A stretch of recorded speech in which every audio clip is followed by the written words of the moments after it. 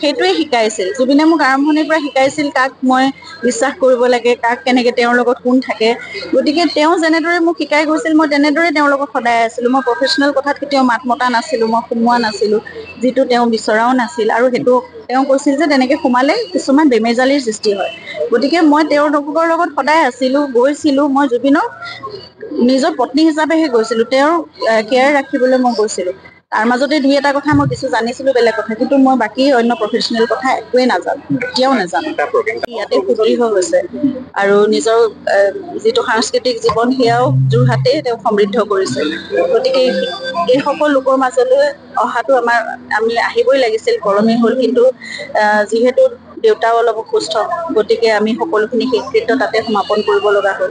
কিন্তু ইয়াত আমি 13 দিনীয়া মাংগলিক কাৰ্যখিনি আজি অনুষ্ঠিত কৰিছো যোৰহাটৰ ৰাইজে। গতিকে আমি সকলো পৰিয়ালৰ লোকো একেলগে ইয়াত সন্মিলিত হৈছো। আমি একেলগে প্ৰাৰ্থনা কৰিম জুবিনৰ সেইখন পৃথিৱীলৈ যাত্ৰাও যাতে সুগম হওক, আৰু তেওঁৰ যিখিনি আধৰুৱা কাম ৰৈ গৈছে আমি সকলোৱে মিলি সেইখিনি সম্পূৰ্ণ কৰিম।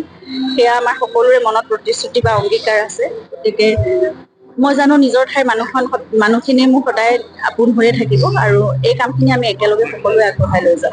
যোৰহাটৰ বোৱাৰী, সেইটো লৈ সঁচাই সকলোৱে আপোনাক মৰমৰ আকুলতাৰে আপোনাক বান্ধি ৰাখে সদায়। অকণমান যদি কোৱাত অসন্তুষ্ট আপুনি এই মুহূৰ্তত সেই যোৰহাটবাসীৰ ওচৰত কিবা ক'ব নেকি?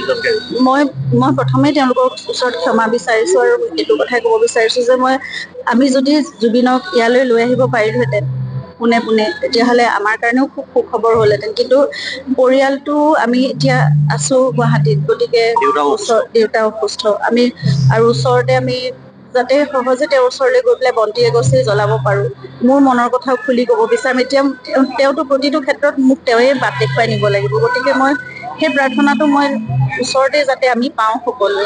আৰু দেউতাৰ কাৰণে বিশেষকে ইয়ালৈ অহাটো সম্ভৱেই নহয়। আজি আহিব খুব মন আছিল তেওঁৰ, কিন্তু তেওঁ আহিব নোৱাৰে। সেইকাৰণে আমি এইটো সিদ্ধান্ত ল'ব লগা হ'ল।